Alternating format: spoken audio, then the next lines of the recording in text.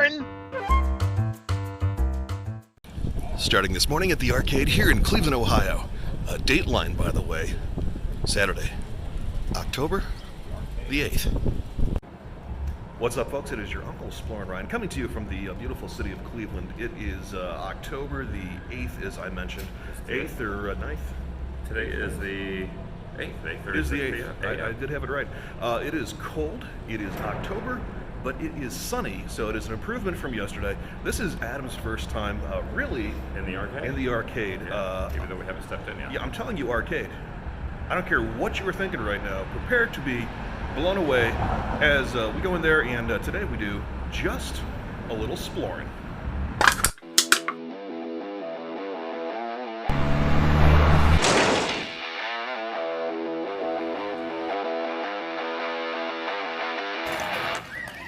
And here it is, ladies and gentlemen, the Cleveland Arcade. Now, if you are from Cleveland, you know all about this building. But if you're not, here it is, the Cleveland Arcade. Not the arcade you're probably thinking of. This is closer to what you might consider to be the early predecessor to a shopping mall. This is a very old building. We're probably talking like turn of the century, not the last turn of the century, but 2 turns of the century ago. Here in Cleveland. Lots of little shops, restaurants, businesses all over. I'm not sure, being a Saturday morning, how many of them are going to be open, but we're looking for coffee, and I understand that is a safe bet. Worth mentioning, at the very top of this, you'll see, looks like some more uniform windows. That is the Cleveland Hyatt. You could actually stay in the hotel that is the top perimeter of this building. Actually, if you go this way, you can see there's a cart up there where they are servicing one of the rooms. I never really spent a whole lot of time in this building, I'll be perfectly honest with you. Cleveland is an interesting city in that if there's something going on, the city is absolutely just pulse-poundingly alive. But on a normal day, Cleveland kind of empties out around 5 o'clock, or at least it did when I lived here. I've been in here before, but never really spent much time, which is a shame because this is truly a beautiful, beautiful building. And, you know, I loves me some history. We have the food court down there. It looks like they're all closed. At the moment, there's a bunch of tables down there, little round tops. We did walk by yesterday and see that there was an event, possibly a wedding. They do a lot of events and weddings here. Adam actually just pointed out this clock that I've never noticed before. One thing I should say about downtown Cleveland, we do have a lot of history. Cleveland was one of the wealthiest cities of the turn of the century thanks to the steel and the iron production that was coming through here. A lot of oil money as well. But these buildings are still here. They are very ornate, and the amount of gold leaf that has been used on them would absolutely be impossible these days.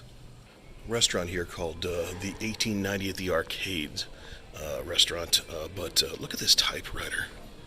Very cool antique. I'm a typewriter fan, and this is an old Royal typewriter. This is not the easiest thing to come by.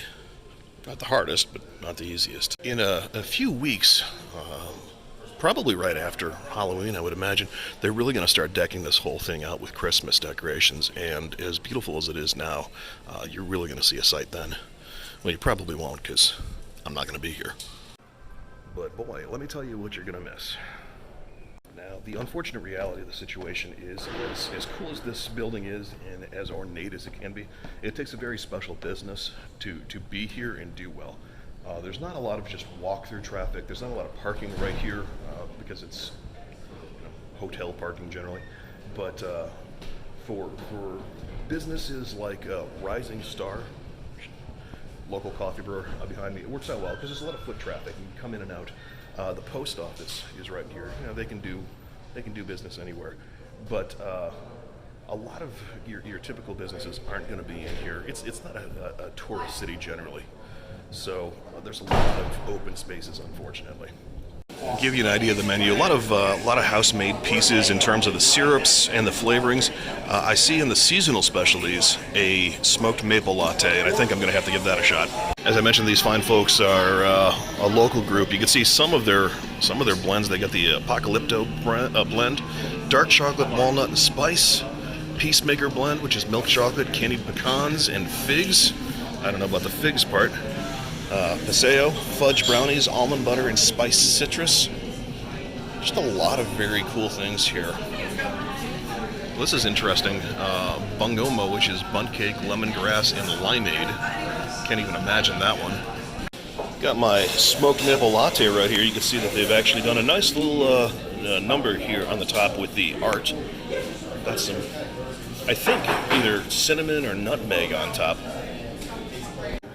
Moment of truth. Very smoky. Now, I don't mean to imply that it's not good, because it is absolutely delicious. I've had a lot of the smoked flavored coffees before, and this one actually tastes like real smoked. Usually they kind of have that like artificial hickory-ish flavor. Not here. It's good. Try it.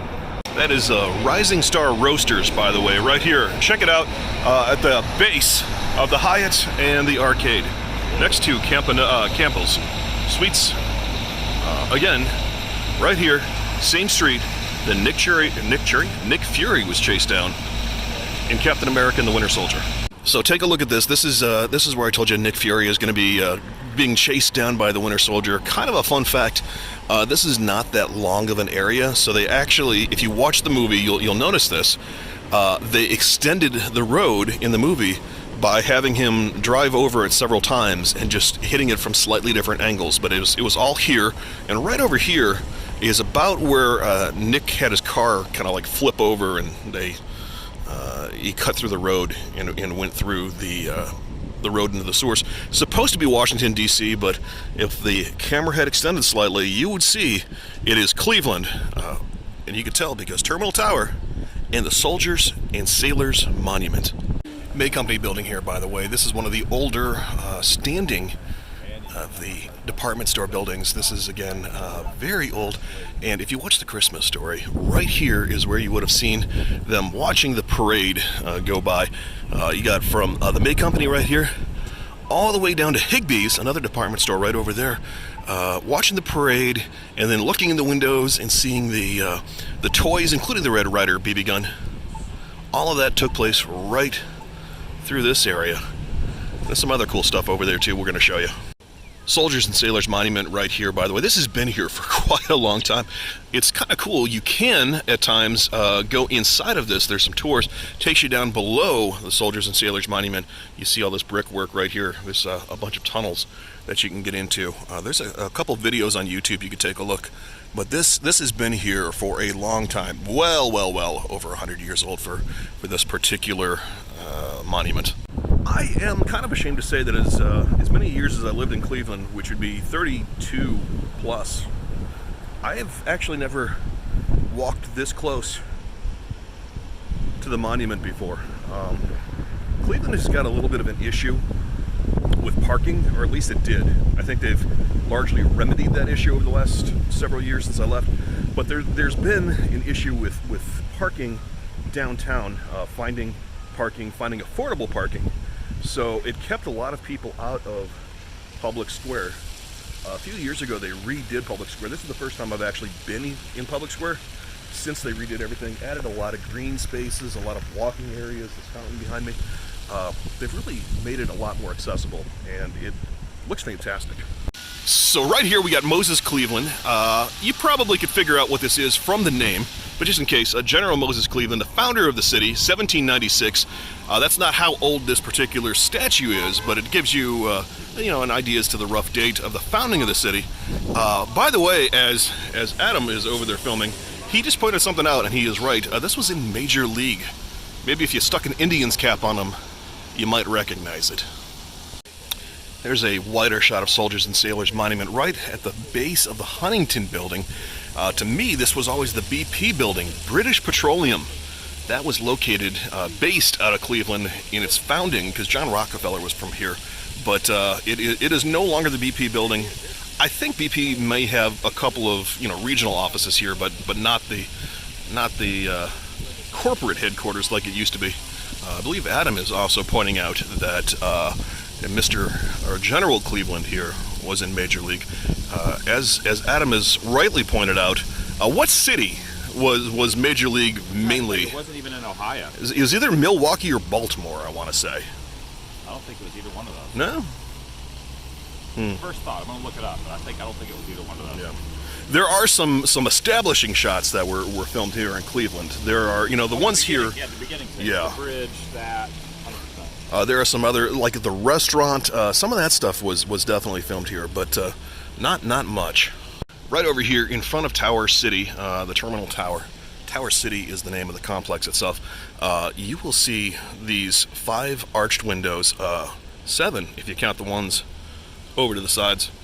This was one of the shots from Avengers. This is what they turned into Berlin for the scene, where Loki subjugates the Berlinese crowd and then gets attacked by Captain America and by Iron Man. That was all here.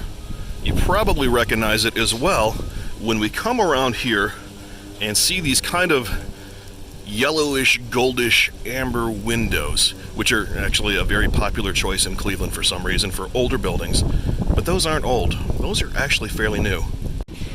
So like I said, this is Avengers territory. And let me turn a little bit, and you can see this was your establishing shot from there when Iron Man comes down, where the Quinjet would have landed over here.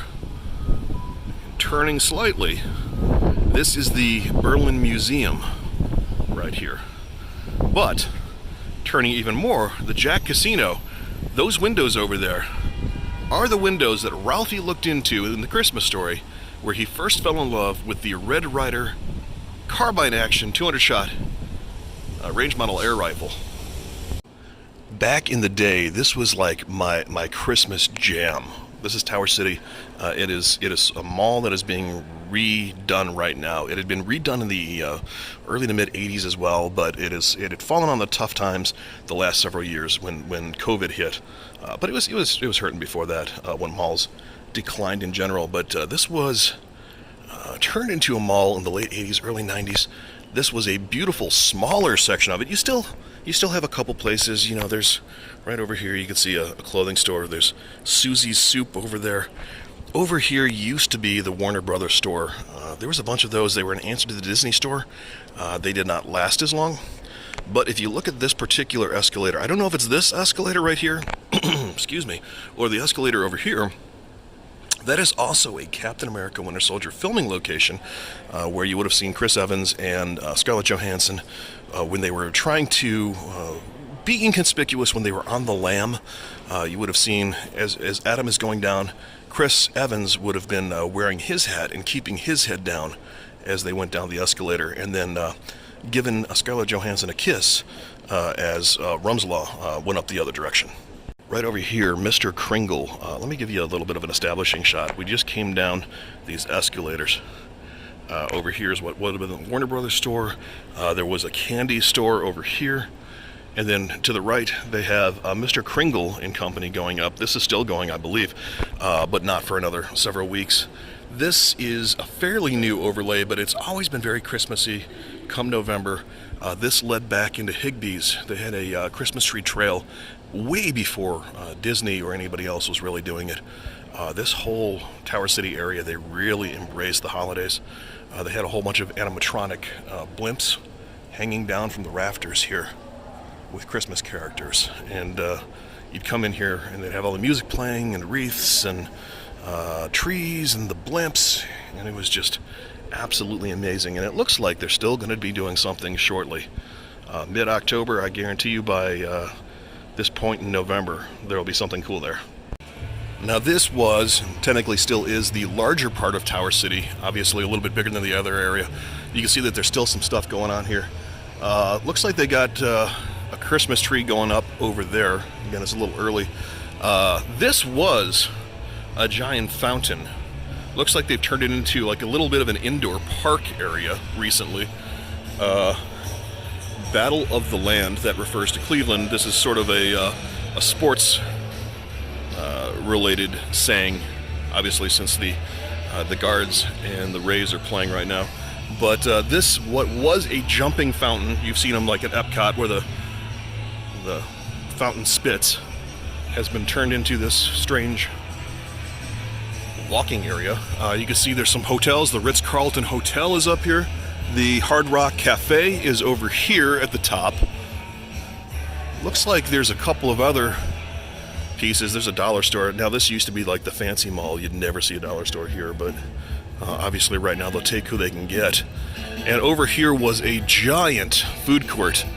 Looks like it's still a food court, but I'm not really sure what all is left here.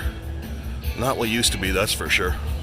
And down here you see these giant escalators going down to the RTA station. This is the old train station, one of the oldest in the country, actually, I believe. RTA is our local regional transit authority. Not the type of tram that you're going to, or train, excuse me, that you're going to take across the country on a nice trip, but it'll get you the airport or places like that. But very cool. This is what this was all here for original. Terminal Tower refers to the terminal. And all of that is still going, obviously. It's not overly busy at the moment. It's a Saturday morning, but if we were here during the week early enough, you would see all the commuters coming and going. Standing now in front of the May Company building. Again, this has been here for quite a while. Christmas story, you would have seen the parade going up and down this area, you know, Mickey! Shut up Ralphie, we're going soon, all that stuff. That was right around here. Heading over to the Old Stone Church, but man, I've never noticed this before. Look at this wrought iron piece here at the Old Society National Bank building. 1849 it was established. Key Bank now. And if I continue the turn, this goes way, way, way, way, way up to the tallest building in Cleveland. It's the Key Bank building now. Adam just pointed out, I did not know this. All the time I've lived in the city, this is the oldest existing street lamp right here. Now, I'm curious if this was always attached to this building, and it kind of looks like maybe, because if you look down here, it is cemented around the building. But this is the oldest existing electric street lamp, you said, correct? Is that what you said? Oldest existing electric street lamp? A lot of thumping bass over there. Oldest existing electric street lamp, correct? The internet says. Look at the bubble coming off of that. Here we have the placard on the Old Stone Church. Looks like it was established in 1820, which is admittedly a little older than I was thinking. This is 203 years old, it looks like. This is where a lot of the founders of the city worshipped at. We have a statue over here, supposed to be a homeless person of sorts, but if you look at the hand, you can see that this is actually Jesus. And you can see why they refer to this as the Old Stone Church. Still, every year on Christmas Eve, they open the doors of this and have the Christmas Eve service. And you've probably seen this on TV or in movies, not realize that was filmed here. But this is very ornate. Actually, you know what it kind of looks like inside? You've seen Harry Potter. The Hogwarts scene where they're eating dinner at those tables, it kind of looks like that in there. This statue is definitely one of the more famous sites here in Cleveland.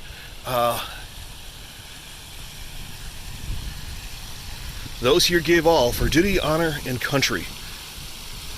And when you turn around, it faces out over the mall, and you can see Brown's First Energy Stadium off in the distance, as well as the Cleveland Convention Center right here. That is all new, this area, since I left. First time I've seen it too. Straight ahead of us, you see Adam has found the statue of Abraham Lincoln. One of many, actually. There's quite a few Abraham Lincoln statues and reliefs here in Cleveland. This time in front of the Drury Plaza Hotel, which I don't believe was a Drury Plaza when I was here either. This town obviously loves Honest Abe. Walking into this little courtyard area, there's these little Munchkin characters. Little bronze Munchkin characters all over. I'm sure there's a story here, but I don't know what it is. Here we are in front of the library. Now the library here in Cleveland is, again, older. There's a couple buildings. This one's been here forever, and it is a very famous library. If you go over here, though, this new building is also part of the library. This is the Lewis Stokes building. This, however, is the original, and we're in search of a particular display. Probably worth pointing out, look at this ornate granite or marble work. These stairs going up, turning ever so slowly. You see Adam is going up potentially even more ornate and large set of stairs to the second floor of the library. As we reach the top of the stairs, there's a little bit of a reveal. Who can that statue possibly be? It's Superman. It is the Superman, who, by the way, was created on this desk. Jerry Siegel's, writing desk. Right here. They didn't know this. Superman was created here in Cleveland. And the city has created a little monument to Superman here at the library. I'm going to show you a few things here without talking.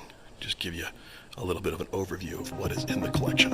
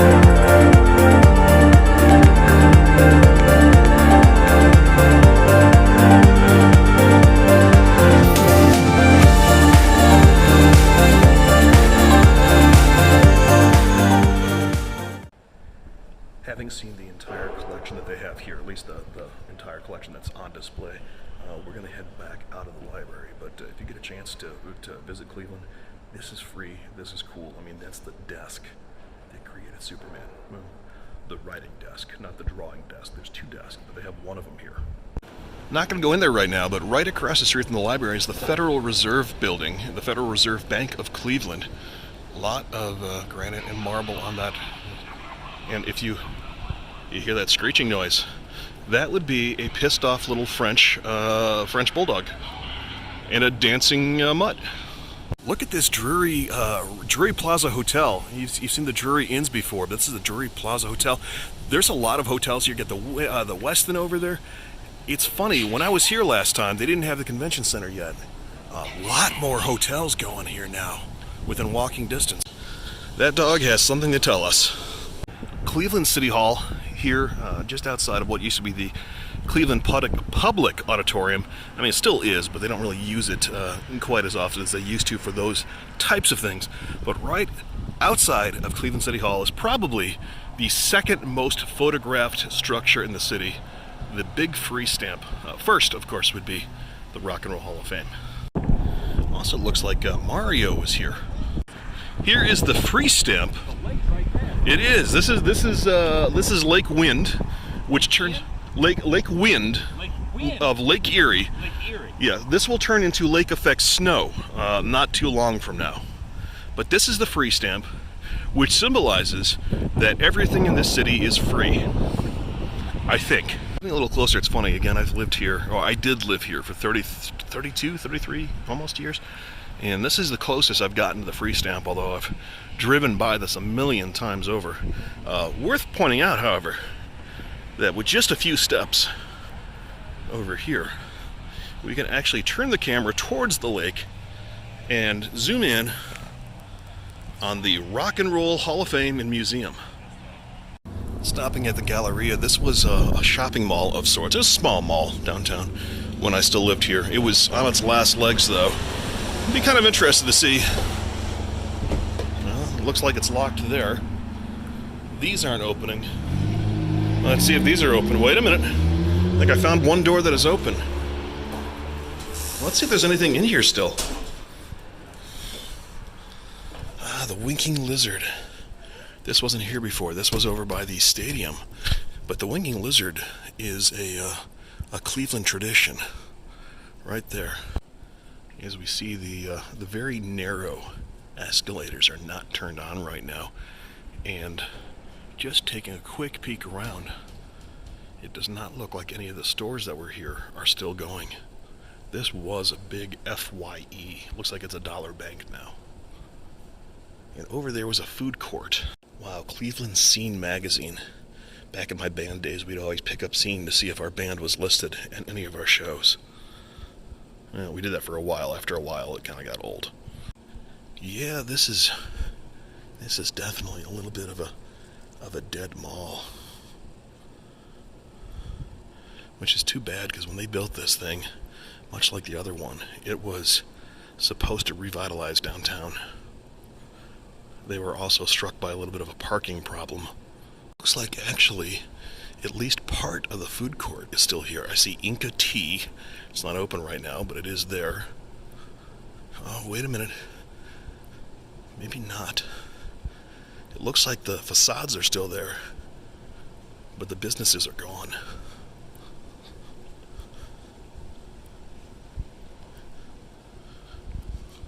Actually, I take it back. Even though it's closed, it looks like Inca Tea may actually still be in business just on the weekdays, which would make sense because this is probably a very good spot for the people who work in the tower that you see. This is probably a great place for them to come downstairs and grab a coffee or a tea. And it looks like there's a YMCA that they've put up here as well. There's Gardens Under Glass. I've definitely been in there before. Adam is checking it out too, but I mean, literally, you could fire a cannon in here and you wouldn't hit a single soul. And yet, it is still technically open. And there's a security guy over there. If you go that way, those escalators going down to the parking, those are still running. Right outside, there's this statue of a whole bunch of speakers. It's got some inductees.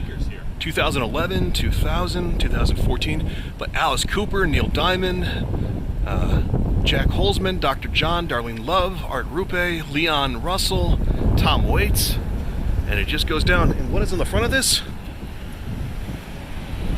Speakers. Very cool mural. This has been here as long as I remember. Little bit of a social statement. Life is sharing the same park bench. This was here when I was a little kid. This might actually predate me. I was born in the late 70s. I think this one may predate me, actually. And of course, more Rock and Roll Hall of Fame speakers, each one coinciding with a different year of inductees. This is the old Cleveland Trust Company. Currently, though, it's a Heinen's grocery store. See if we can get you inside of there a little bit later. Right here is a interesting food cart. It's the Ladies Meaty Delight food court. All right, we're back over Progressive Field. It is time for the hot dog derby. Onion is out. Ketchup is out. Mustard is out. Let's see if we can get by without that Oscar the Grouch creature tackling anybody. See the swamp guy. No, there's the green. The guy was over here hiding. All right, there they go. All right, ketchup in the lead. No swamp guy this time. Although there is a door open. Oh no, slider.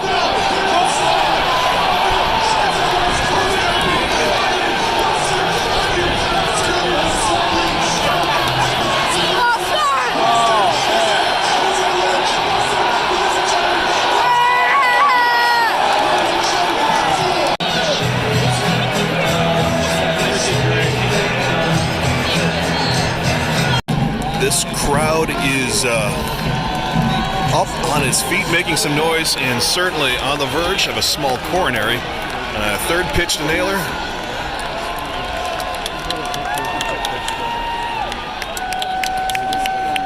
And the pitch. Strike three. We are going to extra innings, folks. We've got Brennan up again here in the bottom of the 10th. Fires off the first strike.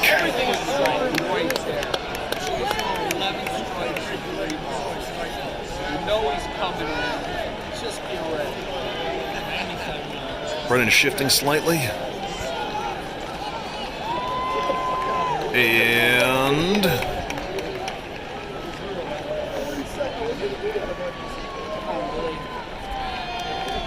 the pitch. Ooh, ball.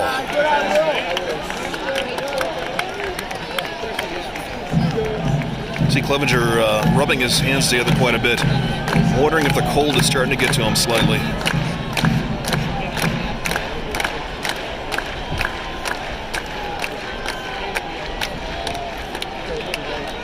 Clevenger checks. And off. Strike.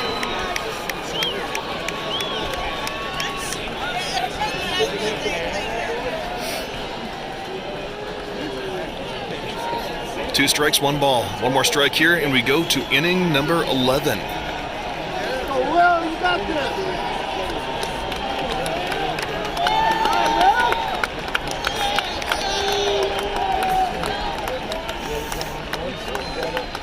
Clevenger pulls back, fires off a strike. On to the 11th. 11th inning. One more swing from Rosario that does not connect, and we hit at the 12th. That's how it could be. And he's out. We're going to 12. And Kwan strikes out, bringing us to the 14th inning. Wow. This is a record here for me. This is the 14th inning stretch. Wow. Just heard we are now part of history. This is the longest game ever in the playoffs to go scoreless. I don't know if that's a good thing or a bad thing. Josh Naylor up at the plate, bottom of the 14th. Got a couple of strikes on him already. He's reaching back. Kluber delivers. And, lines it out to second. Goes in, and the inning is over. We are going to 15.